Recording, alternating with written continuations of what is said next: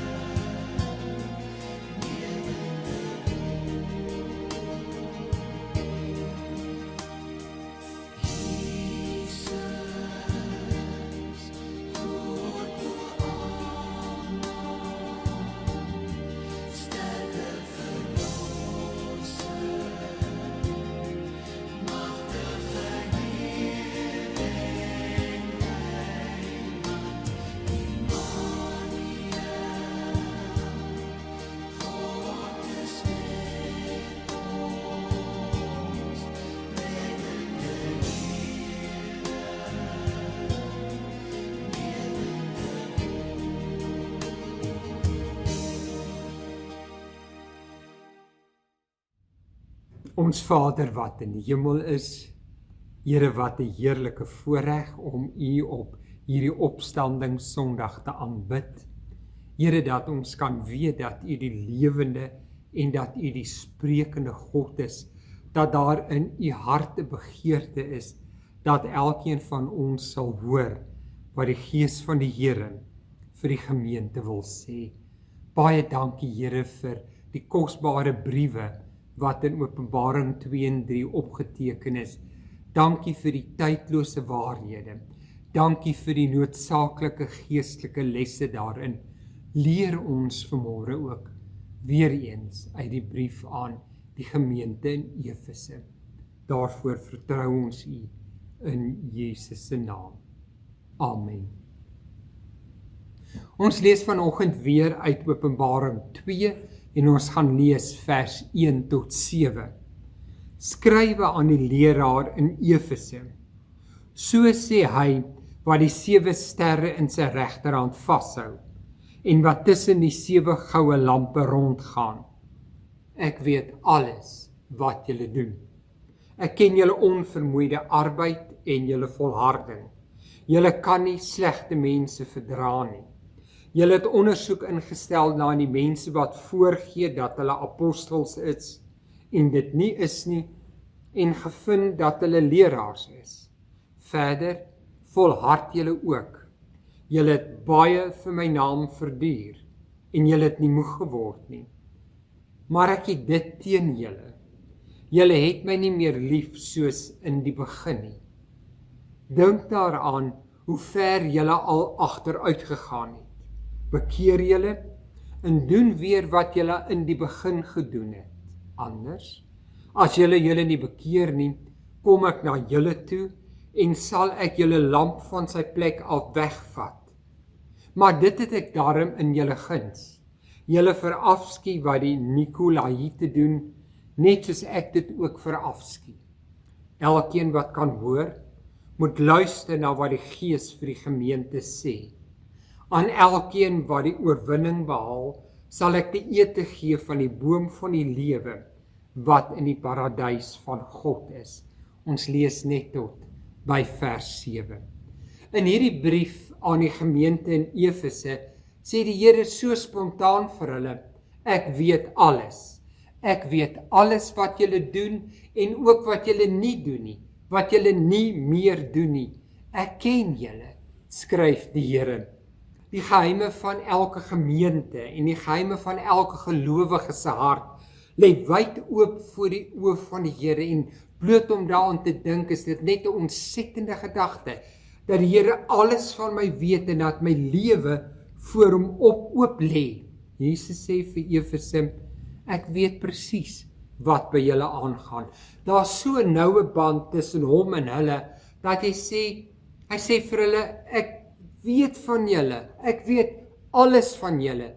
Daar is niks verborge, julle kan vir my niks wegsteek nie. As ons net na die tweede sin in vers 2 lees, sien ons Jesus bedoel nie negatief as hy sê, ek weet alles nie. Hy sê, ek ken julle onvermoeide arbeid. Ek weet dat julle nooit moeg geword het nie. Ek sien raak dat julle baie vir my naam verduur het. Want ongeveer 50 jaar het verloop sedert daai groot vuur op die plein in Efese aangesteek is tydens die stigting van die gemeente. En dit wil tog lyk of die gelowiges in die jare heen hulle oortuiging ten opsigte van hulle voorregte en hulle verantwoordelikhede as gelowiges getrou uitgeleef het. Hulle het verstaan waarom en waartoe hulle beroep is. Hulle het hulle rede vir die bestaan in die wêreld ontdek. Hulle het verstaan ons is hier vir God se plesier en daarom is ons ook daar vir mekaar. Hierdie gemeente in Efese het 'n oog en 'n hart vir mense. Gelowige mense, ongelowige mense, vir die nood van alle mense. En tog vermoed ek dat nie al die lede van die gemeente in Efese ewe tevrede was met die brief wat hulle ontvang het nie. Want hierdie brief het ook 'n klag bevat. Daar's 7 wonderlike aanprysings en 1 klag wat hulle soos 'n weerligstraal getref het. En hierdie 1 klag het swaarder geweeg as die 7 lofprysings. As die Here sê, ek weet ook wat julle nie meer doen nie. Ek weet alles, sê die Here. Ek weet van julle stryd teen die Nikolaïte en ek haat hulle ook. Ek weet van die vergrootglas wat julle elke leerstuk in aksie mee getoets het. Ek weet van julle strewe om alles reg en volgens die woord en die voorskrif te doen. Julle het steeds anders in heilig geleef as die heidene om julle. Maar julle het my nie meer lief soos aan die begin nie. Julle liefde vir my het afgekoel. Daardie gloed waarmee die vuur op die stadsplein gebrand het, was nie meer daar nie. Want julle het my meer lief soos aan die begin nie. Deurklink waarskynlik die hartseerste vers in hierdie brief aan Efese. En ek is heeltemal seker daarvan dat toe hierdie brief van die preekstoel afgelees is, daardie eerste Sondag, toe die pos uit Patmos hulle bereik het, het die glimlag oor hulle gesigte oor die 7 aanprysings stelselmatig verdwyn. En daar sulke lang, ongemaklike stiltes geheers, as hulle uit die Here se mond hoor, maar julle Efese, julle het julle eerste liefde verlaat. Die eerste deel van die brief was so positief, maar nou was dit al vergete. Die gedagtes van al die teenwoordiges het begin konsentreer op hierdie een sinnetjie. Julle het julle eerste liefde verlaat. Julle doen alles nog so reg, maar julle harte is ver van my af. Eerste liefde het die elemente van eenvoud en opregtheid en spontaniteit. Sê die Here Efese, ek mis dit by julle.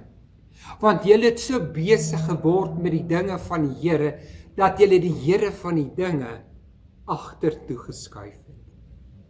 Want jy weet mos, so werk dit in enige huwelik.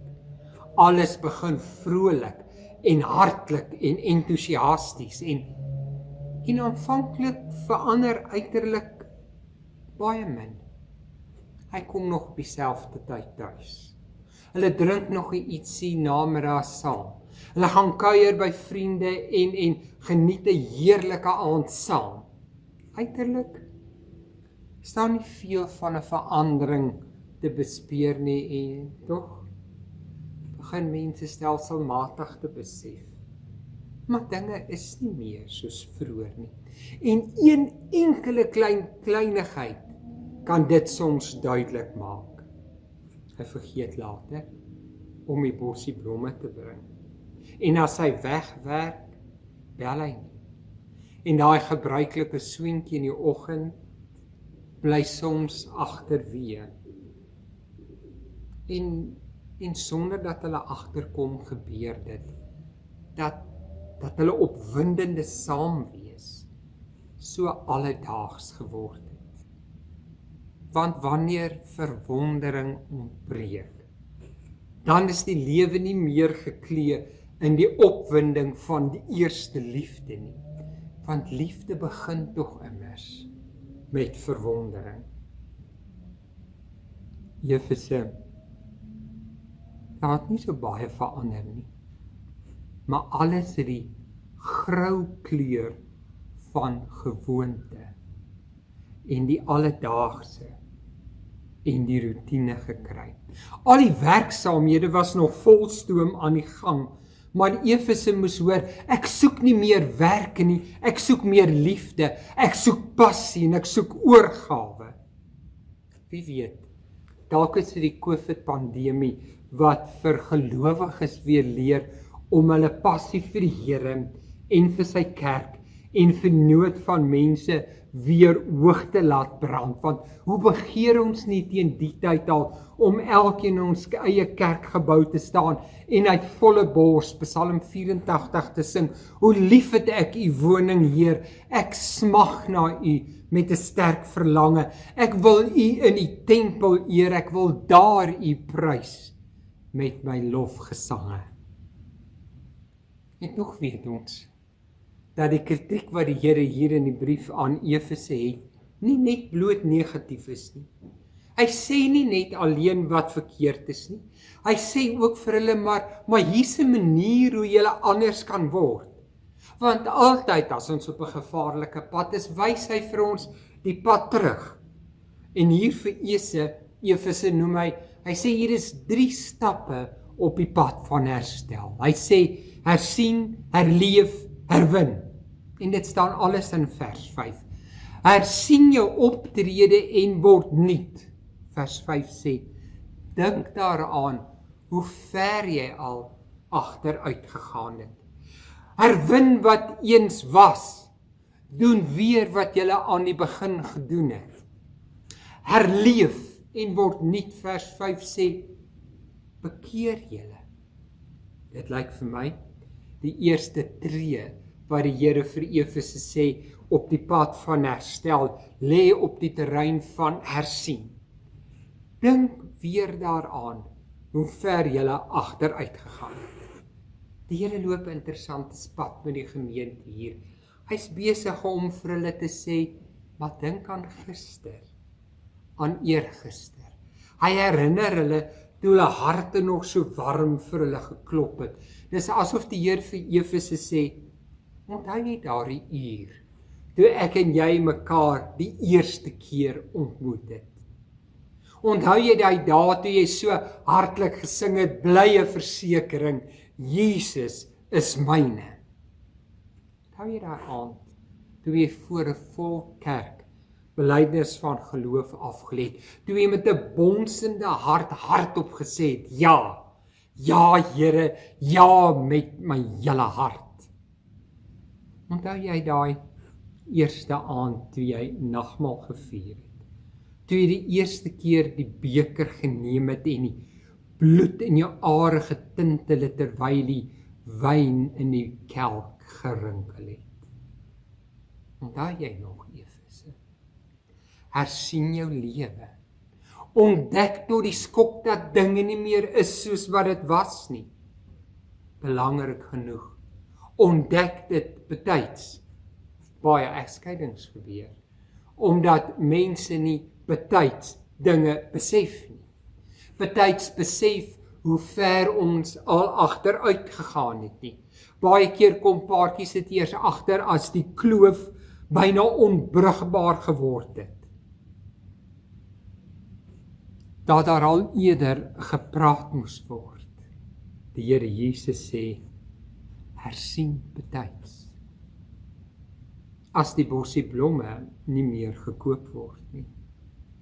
En as jy nie meer bel as jy laat werk nie. Of as haar badwater nie meer getap word nie. Dit is dan dat 'n heilsame ontnugtering mekaar weer by mekaar kan dryf. Onthou waarvandaan jy uitgeval het. Die oorsaak van die pad van agteruitgang. Die afdraaipaaie wat in jou lewe gevat het. Daardie aand toe jy net nie vir die versoeking kon nee sê nie. En daardie middag by die klap toe jy gevat het wat nie joune was nie. Van die begin van enige terapie is die diagnose. Ontdek die kwaal, hersien hoe ver jy al agteruit gegaan het. En dan sê die Here, die tweede stap gewoon, bekeer julle. Wat ons egter moet besef hier, ons Here Jesus hou nie hier 'n straatpreek, of is met 'n veldtog onder 'n groep heidene besig nie. Bekeer julle, sê hy vir sy kerk, vir gelowiges, vir lidmate. Hy sê, draai om in jou denke.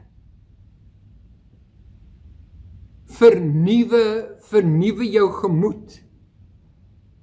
Hersien jou ingesteldheid en laat daai vuur weer in jou lewe brand, want anders kan dit gebeur dat ek jou lamp van sy plek af wegvat. Ek dink bekeringsboodskappe moet meer gereeld van ons kansels af gehoor word, want in elke gemeente is daar gelowiges wat in die genade veragter. As jy nou maar daaraan dink, dat bekering so 'n vername deel uitgemaak het van Johannes die Doper en Jesus Christus se prediking, wanneer verwondering verdwyn, wanneer die liefde afkoel, wanneer ek nie meer so lief het as aan die begin nie, is daar nie 'n ander uitweg as om te bekeer nie. Dit klink so eenvoudig as ons vir mekaar sê, maar in jou lewe is dit tyd vir 'n nuwe oorgawe.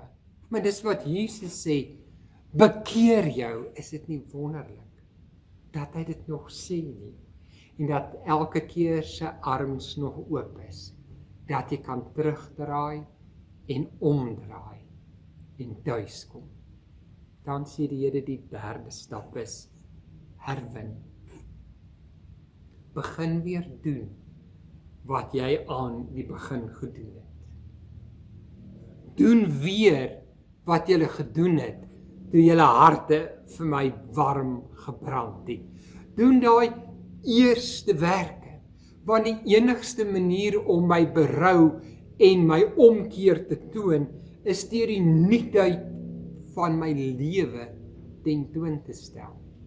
Ek wil dit graag weer sê. Die enigste manier waarom mens die egtheid van jou berou, waarmee mens jou omdraai kan tentoonstel, is deur die nuutheid van jou lewe. Die eerste werke is kenmerkend van die eerste liefde. Hoor jy as die Here sê, herwin die gloed en die passie en jou liefde vir die Here. Dit beteken dalk dat jy met die kruis na die koue voete van jou kind toe gaan, wat van die Here omgedraai het, of dat jy met die gloed van Jesus Christus in jou oë na 'n sieke toe stap, wat so lank al verswak lê, of met die vlam van die Gees in jou hart, die yskoue wêreld instap, want om te glo, is om ook met jou hande te glo. As ons so by die einde van die brief kom ons tog agter, dat die Here nie die brief net wil eindig met 'n berisping nie. Dis so sleg as mense 'n brief net met 'n vermaaning eindig. Daarom sluit hy hierdie brief af met 'n belofte. Elkeen wat oorwinning behaal, sal ek te ete gee van die boom van die lewe wat in die paradys van God is. Met die sondeval van die eerste mens en die mense talle terugvalle, het die eerste mensepaar die voorreg verbeur om in die paradys te mag wees en is hulle uit die paradys gedryf. En voor by die poorte van die paradys het die gerubs met vlammende swaarde gestaan om die toegang te beskerm. Maar vir elkeen wat oorwinning behaal het, elkeen wat volhard het, elkeen wat hulle eerste liefde weer herwin en laat herleef het, is vir hulle waar die gerubs die swaard uit die hande laat val en die sieters optel en 'n verwelkomingsnote te speel en sê, welkom in die nuwe paradys. Julle mag staan in die teenwoordigheid van die lewende God. Julle mag eet van die boom van die lewe. Julle sal die ewige lewe hê. Dis julle lamp wat helder brand. As die liefde ontbreek, het die dade geen waarde nie. Efese sê vir my en jou, laat ons omdraai en hom tegemoet stap, sodat ons kan eet van die boom van die lewe, wat in die paradys van God is. Amen. Hemelse Vader, ons hoor 3 woorde, hersien, herleef, herwin. En Here, ons bely in elkeen van ons se lewe is daar fasette waar ons teruggeval het. Waar ons passie nie meer so brand soos aan die begin nie. Dat ons nie meer so lief het as ons ons harte vir U gegee het nie. Maar Here, ons hoor Efese se brief drup van genade. Bekeer julle. Vernuwe julle denke, draai om in julle gemoed. Here, in my gees sien ek U staan, soos die verlore seun se pa op die stoep, met oop arms. Dankie vir genade, vir oop arms, vir die uitnodiging. Draai om en kom terug. Amen. Ons gaan as slotsang sing vonk 107. Is eintlik 'n toewydingslied waar die refrein ons telkens help om te sing. Ons wil U Here bo alles lief hê. Here, ons wil eet van die boom van die lewe. Vonk 107, 2 verse.